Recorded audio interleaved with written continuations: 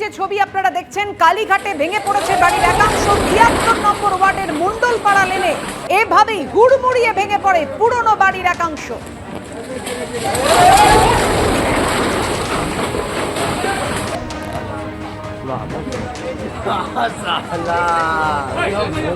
আজ রাতে হঠাৎই বাড়ির ওপরের অংশ ভেঙে পড়ে এভাবে হুড়মুড়িয়ে, যেন মনে হচ্ছে ধস নেমেছে।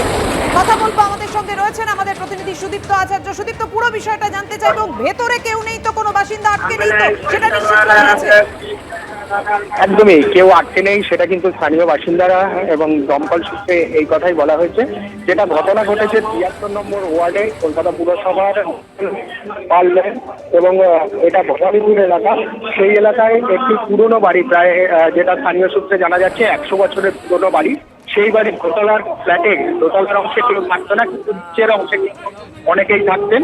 আজকে দোতলার একটা অংশ ভেঙে পড়ে এবং সেই আওয়াজ শুনে কিন্তু স্থানীয় বাসিন্দারা ছুটে আসেন।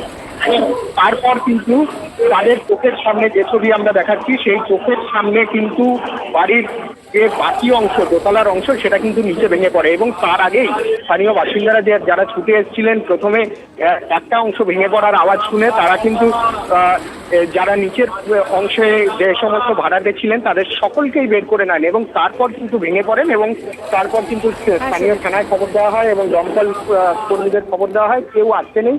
স্থানীয় কাউন্সিলর সেখানে কিন্তু এসছেন, এবং তারপর এই বাড়িটা নিয়ে কি ব্যবস্থা নেওয়া হবে সেটা কিন্তু আইনগতভাবে যে ব্যবস্থা আছে সেই ব্যবস্থাই নেওয়া হবে। তবে যেটা স্থানীয় সূত্রে জানা যাচ্ছে, বহুদিন কিন্তু এই বাড়িটা। একদমই, ধন্যবাদ তোমায়।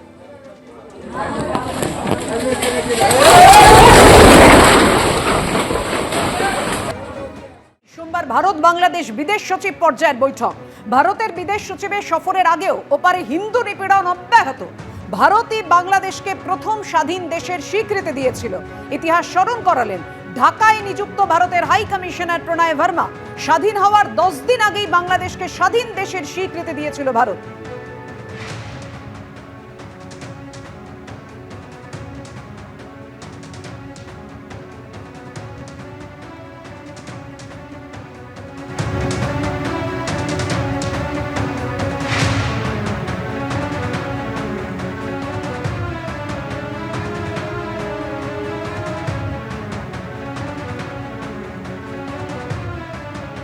উর্বি দাস, আন্তর্জাতিক সম্পর্ক বিশেষজ্ঞ, তিনি কি বললেন? ভারত কি এবার কড়া পদক্ষেপ গ্রহণ করবে?